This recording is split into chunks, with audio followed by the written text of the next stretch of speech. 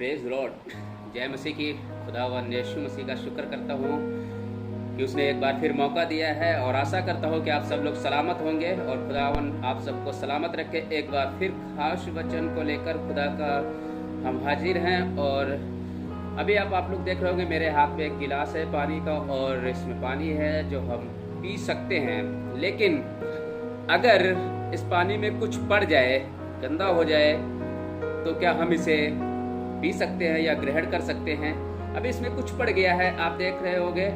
अब इसमें कुछ पड़ जाने की वजह से हम इसे पी नहीं सकते हैं क्योंकि ये गंदा हो गया है और ये जब तक पीने के योग्य नहीं है, जब तक हम इसकी गंदगी को साफ ना करें, इस पानी को फिल्टर ना करें, तब तक हम इस पानी को दोबारा नहीं पी सकते हैं। खुदा के लोगों, आइए हम खुदा के कलाम से देखते हैं कि परमेश्वर का वचन क्या बताता है कि हम क्या परमेश्वर के राज्य में ग्रहण योग्य हैं, क्या हम स्वर्ग के अधिकारी हो सकते हैं।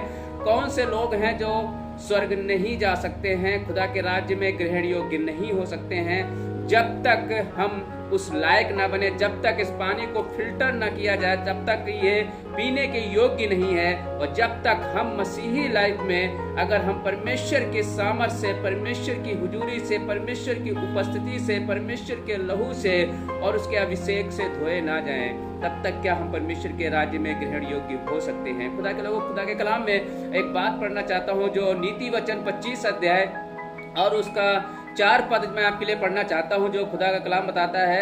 यहाँ पर लिखा हुआ है नीति वचन 25 अध्याय उसके 4 पद में लिखा, चांदी में से मैल दूर करने पर वह सुनार के लिए काम की हो जाती है। हालेलुया।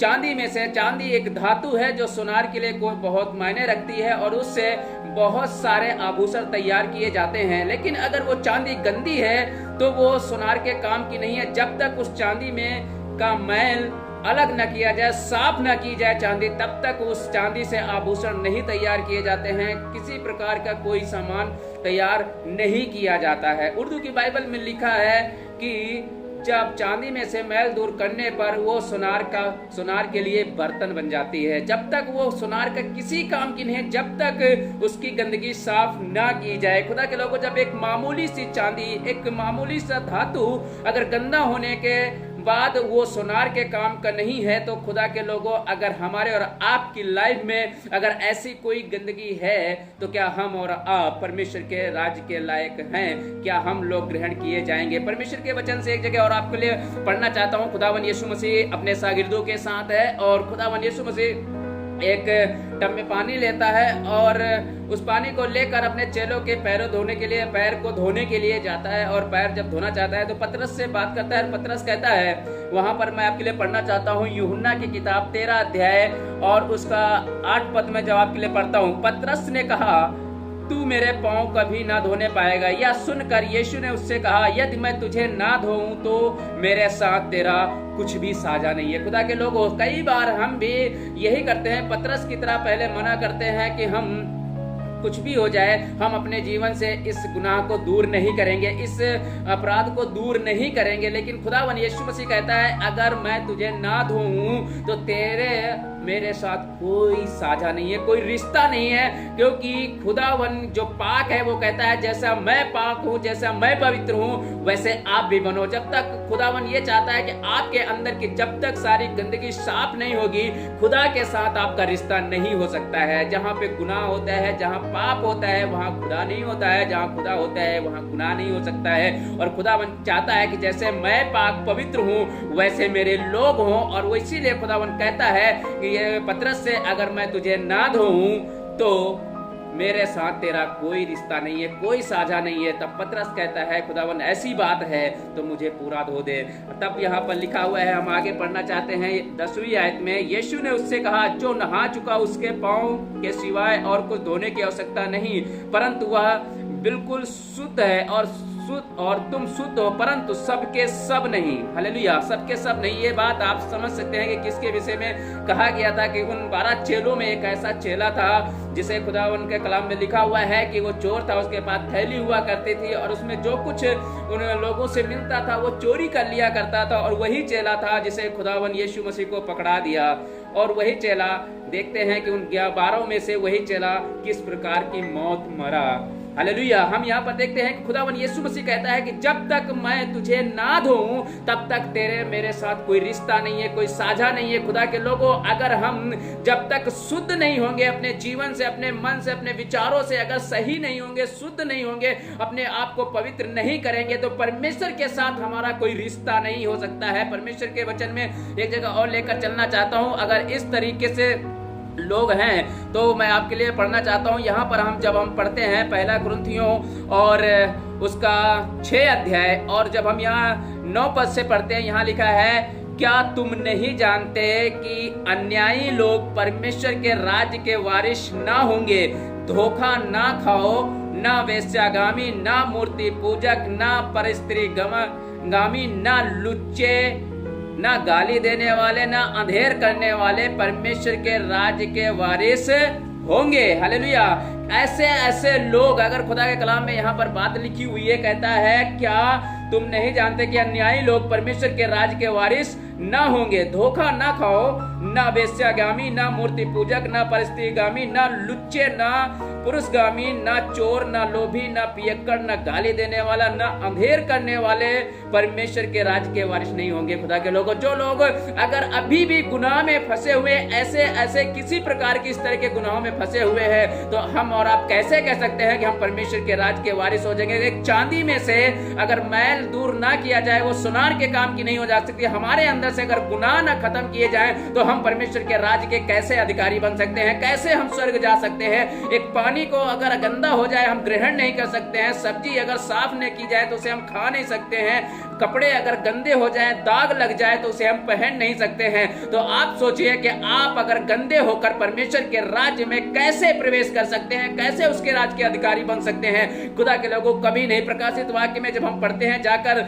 यहाँ पर लिखा हुआ है प्रकाशित वाक्य 22 अध्याय और उसका जब हम पढ़ते हैं 14 वचन, तो यहाँ लिखा है, धन्य है वे जो अपने वस्त्र धो लेते हैं, क्योंकि उन्हें जीवन के वृक्ष के पास आने का अधिकार मिलेगा और वे फाटकों से होकर नगर में प्रवेश करेंगे। लिखा है, पर कुत्ते और टोन्हे और व्यभिचारी और हत्यारे और मूर्ति पूजक और हर एक झूठ का चाहने वाला और गढ़ने वाला बाहर रहेगा। बाहर कहाँ रहेगा? हम अगर इसको पढ़ते हैं 21 अध्याय में, प्रकाशित वाक्य 21 अध्याय और उसका 8 पद जब पढ़ते हैं, तो यहाँ लिखा है, डर परंतु डरपोकों और अविश्वासियों और घिनौने और हत्यारों और व्यभिचारियों और टोनों और मूर्ति पूजकों और सब झूठों का भाग उस झील में मिलेगा जो आग और गंधक से जलती रहती है। ये दूसरी मृत्यु है। अगर हमारे अंदर खुदा के साथ चलने के बावजूद भी अगर हम गुनाह में डूबे हैं, ऐसे ऐसे अपराधों में डूबे हैं जो खुदा के कलाम में लिखा हुआ है, इन अपराधों में डूबे हुए हैं, तो हम भी स्वर्ग के राज के अधिकारी नहीं हो सकते हैं। खुदा के लोगों,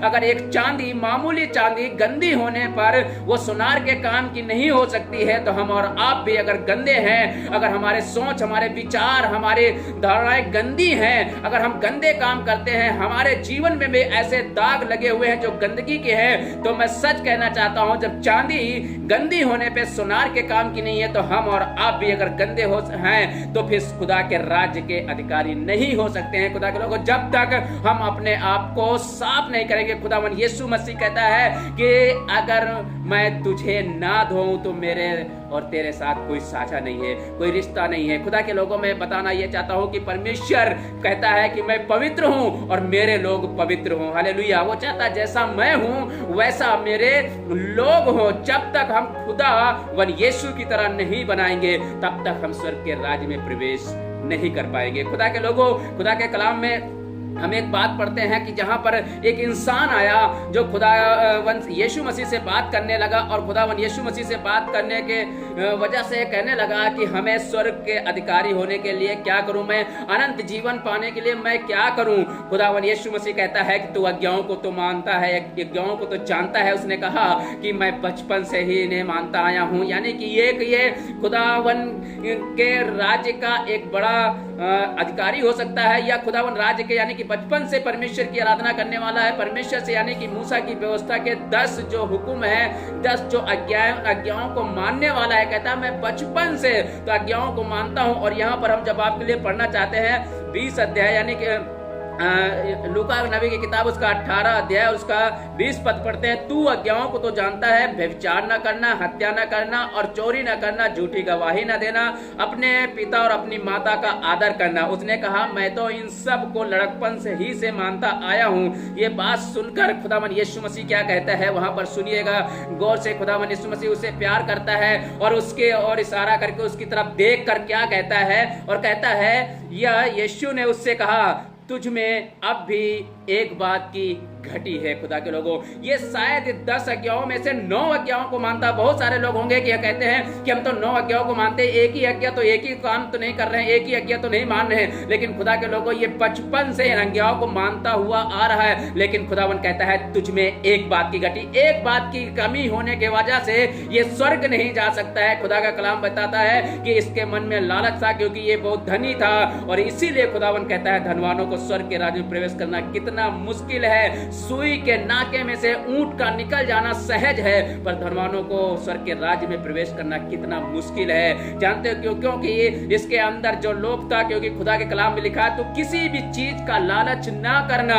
और यहाँ पर इसीलिए लिखा हुआ कि ये उदास होकर चला गया। खुदावन कहता है, तुझ में एक बात की घटी। अगर ये इंसान बचपन से खुदा के हुक्मों को मानता हुआ आ रहा है, खुदा के कामों को करता हुआ आ रहा है, और फिर भी एक कमी की वजह से, एक गलती की वजह से, एक गुनाह की वजह से ये स्वर्ग के राज्य में प्रवेश नहीं कर सकता है, तो हम और आप अगर कहीं गुनाहों में डूबे हुए हैं तो हम कैसे प्रवेश कर सकते हैं? खुदा के लोगों, हम कभी नहीं जा सकते हैं। खुदावन के कलाम में लिखा है, एक खुदा के घर, खुदा के हैकल में 2 लोग गए इसी 18 अध्याय में, और वहां पे लिखा हुआ एक चुंगी लेने वाला था और एक था जो अपने आप को धर्मी बनाता था और कहता था कि खुदावन के हैकल में जाने के बाद और वहां पर ये अपनी बड़ाई करने लगा और कहने लगा कि खुदावन, मैं तो सप्ताह में 2 बार उपवास रखता हूं, मैं तो अपनी कमाई का 10वां हिस्सा देता हूं, मैं प्रार्थना करता हूं। पर इस चुंगी लेने वाले दूसरे की तरफ देखकर कह रहा है कि ना, मैं इस चुंगी लेने वाले की तरह नहीं हूं। पर बाइबल बताती है यहां पर कि उस चुंगी लेने वाले ने, उस गुनहगार ने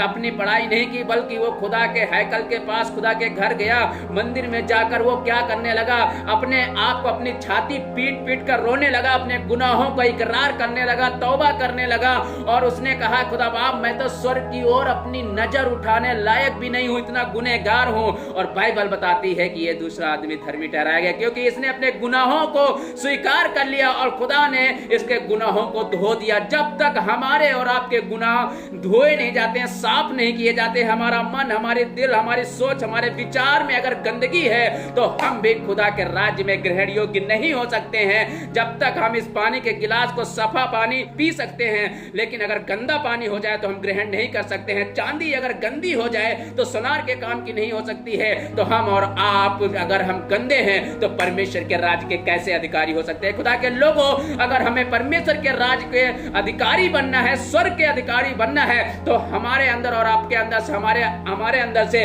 अपने अंदर से खुदावन यीशु मसीह के नाम में हर एक गंदगी को साफ करना पड़ेगा। और जब तक अपने अंदर की गंदगी को साफ नहीं करोगे, तब तक हम और आप कोई भी स्वर्ग के राज्य का अधिकारी नहीं हो सकता है। खुदा के लोगों, हमें चाहिए कि हमें भी चांदी की तरह जो गंदी है हम साफ कर दिए जाएं। जैसे खुदावन यीशु मसीह कहता है कि अगर मैं तुझे ना धोऊं तो तेरा और मेरे साथ कोई साझा नहीं है, कोई रिश्ता नहीं है, क्योंकि अंधकार और ज्योति का कभी मेल नहीं हो सकता है। हालेलुया। अगर आप गुनाह में हैं तो इस वचन के द्वारा सुनिए और इस वचन के द्वारा अपने आप के, अपने अंदर के गुनाहों को खत्म करिए और खुदा के साथ रिश्ता सही करिए। खुदावन का कलाम हमें बताता है, परमेश्वर का वचन हमें बार बार उभारता है और कहता है, खुदावन के कलाम में क्या लिखा हुआ है। 1 कुरिन्थियों जब हम वहाँ पे जाके पढ़ते हैं, उसी वचन को जाके हम पढ़ते हैं, वहाँ पर लिखा हुआ है, और तुम में से, यानी कि 6 अध्याय और 11 वचन पढ़ते हैं, लिखा वहाँ पर, और तुम में से कितने ऐसे ही थे, परंतु तुम प्रभु यीशु मसीह के नाम से और हमारे परमेश्वर के आत्मा से धोए गए और पवित्र हुए और धर्मी ठहरे। तभी धर्मी ठहर सकते जब हम परमेश्वर के अनुसार चलेंगे और अपने आप को धर्मी बनाएंगे, तब जब अपने गुनाहों को खत्म करेंगे। आइए दुआ करते हैं। खुदावन, तेरा धन्यवाद करता हूँ कि तेरा वचन हमें गाइड करता है प्रभु। तेरे वचन और तेरी सामर्थ, तेरे लहू के द्वारा हम धोए जाएं और पवित्र होकर परमेश्वर हम तेरे राज्य में प्रवेश करें। खुदावन यीशु मसीह के नाम में मांगते हैं, आमीन।